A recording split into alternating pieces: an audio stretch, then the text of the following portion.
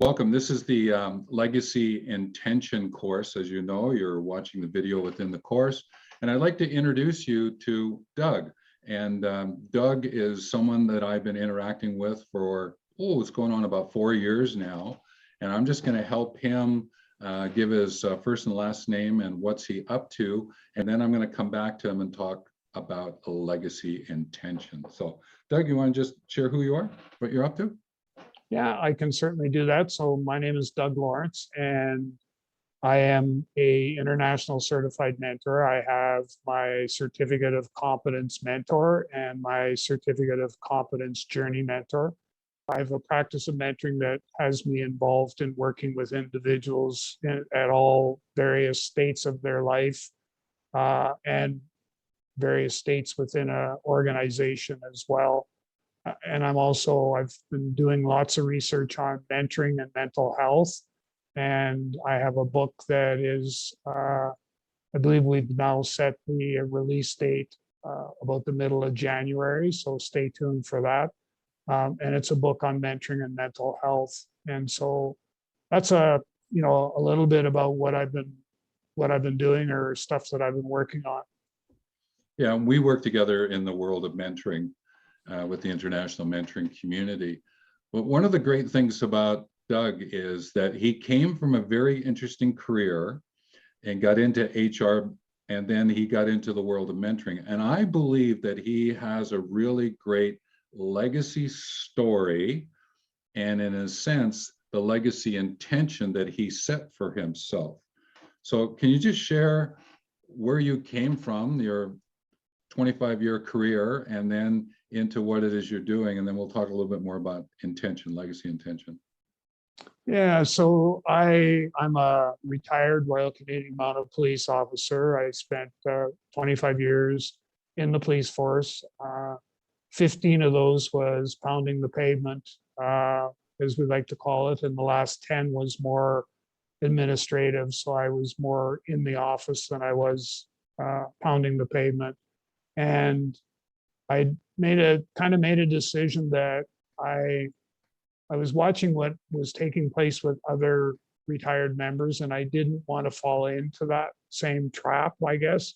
And so I made a decision to leave the force, retire with 25 years, and I ended up getting into the private sector and in some leadership positions and stuff like that. But while I was in the police force, and even when I was working in the private sector, I was job coaching university students and helping them secure employment, and then acting. I didn't know what it was at the time, but I was actually then fulfilling the role of a mentor with those individuals. And we came to a place where they kept coming back to me. So it was referral kept coming back to me and saying, gee, Doug, you should be doing this for a living. We can't afford to pay you. And so then I thought, geez, I wonder if there is a market here for what it is that I do, and did some market research. And I found that there was an organization in the United States that would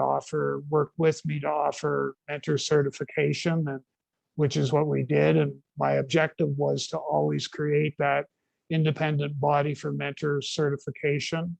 And fast forward, we worked together for a number of years, and then the mentoring community spoke and said, we want more. We want to be able to be certified based on competence rather than just on knowledge. And that's when you and I, ended up starting our great relationship together. And that's, kind of where we are. And when I look back now, everything that has taken place has happened for a reason. And what it's done is it's part of my purpose, it's part of my calling, and it's what I want to leave behind when I exit. Yeah, it's sort of like the body of knowledge of practice of mentoring, and Doug's deep into that.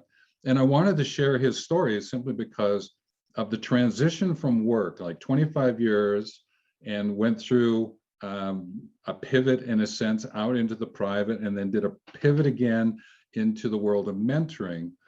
And I believe that there was an intention, even though he may not have maybe articulated it as he knew it, But now I believe there's a deep intention in your life around mentoring. And you just used the phrase, leave the sense of a legacy. So to live from your legacy. So I believe Doug is a really great example of what we're attempting to do with legacy intention. So you can figure out what your word for the world, your word with the planet, your word from the whole, and to be able to figure out what they are. And that's why I invited Doug for this video. And around this video in the course, you'll find other videos of Doug introducing more about his story and where he's going and some updates. And he is a great person to get to know, even if you want to have a chat with him about that transition and what he went through, what happened for him, because he helps a lot of people using mentoring to deal with that as well.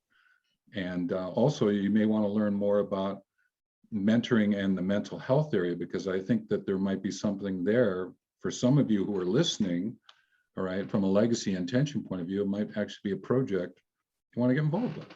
And so with that, so is there anything you'd like to share as we go out of this introduction and encourage people to go watch your other videos?